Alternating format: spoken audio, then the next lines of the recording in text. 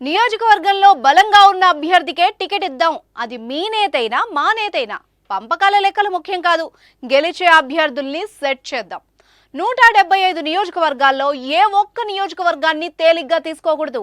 అవసరమైతే మరో 2-3 సార్లు కలిసి చర్చిద్దాం అంటూ చంద్రబాబు పవన్ కళ్యాణ్ సీట్ల పంపకాల్లో జాగ్రత్తలు తీసుకుంటున్నారట.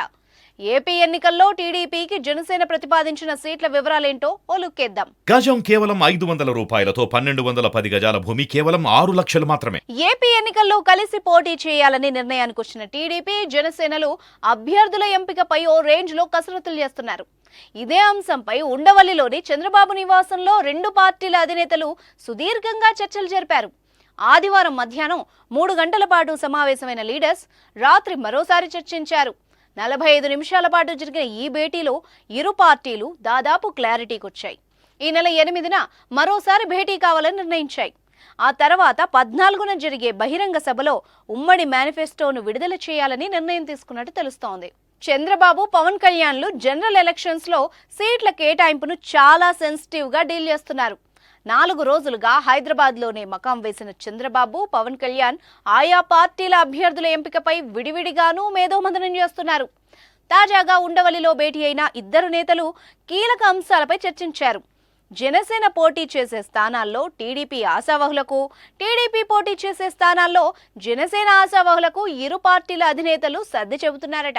మండపేట, అరకు స్థానాల్లో పోటీ చేస్తామని ఇప్పటికే స్పష్టతనిచ్చిన చంద్రబాబు ఆయా స్థానాల్లో టీడీపీ అభ్యర్థుల్ని కూడా ప్రకటించారు. దానికి పోటీగా రాజానగరం, రాజోలు స్థానాల్లో జనసేన పోటీ చేస్తుందని ప్రకటించారు పవన్. దీంతో మిగిలిన సీట్లపై స్పష్టత రావాల్సి ఉంది. అయితే ఇరు పార్టీల్లో కొందరు త్యాగాలకు సిద్ధం కావాలని ఉమ్మడి ఉభయ గోదావరి జిల్లా నేతలకు ఇప్పటికే చంద్రబాబు హింట్ ఇచ్చారు. పొత్తులో సీటు సర్దుబాటు కాని నేతలకు ప్రభుత్వంలో సముచిత స్థానం కల్పిస్తానని ఆయన హామీ ఇచ్చారు. అలాగే సిట్టింగ్ స్థానాల్లో ప్రస్తుత ఎమ్మెల్యేలకే అవకాశం కల్పిస్తామన్నారు. మొత్తం మీద పట్టు విడుపులకు సిద్ధంగా ఉన్నట్టు సిగ్నల్ ఇచ్చారు చంద్రబాబు. అధికార వైఎస్ఆర్ కాంగ్రెస్ పార్టీ అభ్యర్థుల లిస్టులను విడతల వారీగా అనౌన్స్ చేస్తూ ఉండడంతో టీడీపీ జనసేన నేతలపై తమ నేతల నుంచి ప్రెజర్ పెరుగుతోంది. సీట్ల సర్దుబాటుపై అధికారిక ప్రకటన ఎప్పుడెప్పుడా అని ఇరు పార్టీల అభ్యర్థులు, కార్యకర్తలు ఆసక్తిగా ఎదురుచూస్తున్నారు. అయితే బీజేపీతో పొత్తు అంశం ఎటూ తేలకపోవడం వల్లే సీట్ల ప్రకటన ఆలస్యం అవుతున్నట్టు టాక్. తాను ఇప్పటికీ ఎన్డీఏలోనే ఉన్నానని పవన్ చెబుతుండగా అటు బీజేపీ కూడా జనసేన తమ భాగస్వామ్య పార్టీ అని అంటోంది. కానీ కలిసి పోటీ చేసే అంశంపై మాత్రం బీజేపీ క్లారిటీ ఇవ్వట్లేదు. ఒకవేళ బీజేపీ ఒంటరి పోరుకు దిగితే ఏం చేయాలన్న దానిపై కూడా టీడీపీ, జనసేన అధినేతలు చర్చించినట్టు సమాచారం.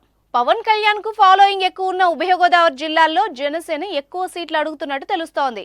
అంతేకాదు పవన్ కూడా ఆ ఏరియాలోని నియోజకవర్గం నుంచే పోటీ చేయడానికి సిద్ధంగా ఉన్నట్టు సమాచారం.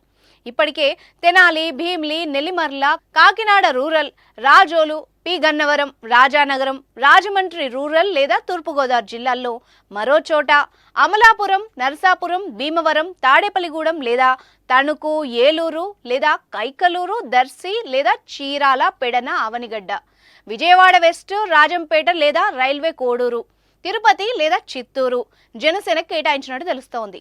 2 పార్టీలు పోటీ చేసే చాలా స్థానాలపై క్లారిటీ వచ్చినా మరికొన్ని స్థానాలపై స్పష్టత రావాల్సి ఉందట. దీంతో పవన్, బాబులు ఫిబ్రవరి 8న మరోసారి భేటీ కానున్నారు. ఆ సమయంలో మొత్తం సీట్లపై స్పష్టత వచ్చే అవకాశం ఉంది. అభ్యర్థుల ఎంపిక నుంచే ఎన్నికల ప్రక్రియ మొదలైనట్టే. మళ్లీ వెనక్కి తీసుకునే ఛాన్స్ ఉండదు. అందుకే ఆచితూచి వ్యవహరిద్దామన్న భావనలో చంద్రబాబు, పవన్లు ఉన్నారట. మరోవైపు పార్లమెంట్ సమావేశాల తర్వాత పవన్ కళ్యాణ్ బీజేపీతో పొత్తు విషయంపై చర్చించేందుకు ఢిల్లీ వెళ్లే ఛాన్స్ కూడా ఉందట. ఏది ఏమైనా ఈ నెల 14న పాలకొల్లులో టీడీపీ, జనసేన భారీ బహిరంగ సభలో ఉమ్మడి మేనిఫెస్టో ప్రకటిస్తారని తెలుస్తోంది. అయితే ఆ మేనిఫెస్టో ఎలా ఉండబోతోందనేది ఆసక్తికరంగా మారింది. అప్పటి వరకు వెయిట్ చేద్దాం మరి.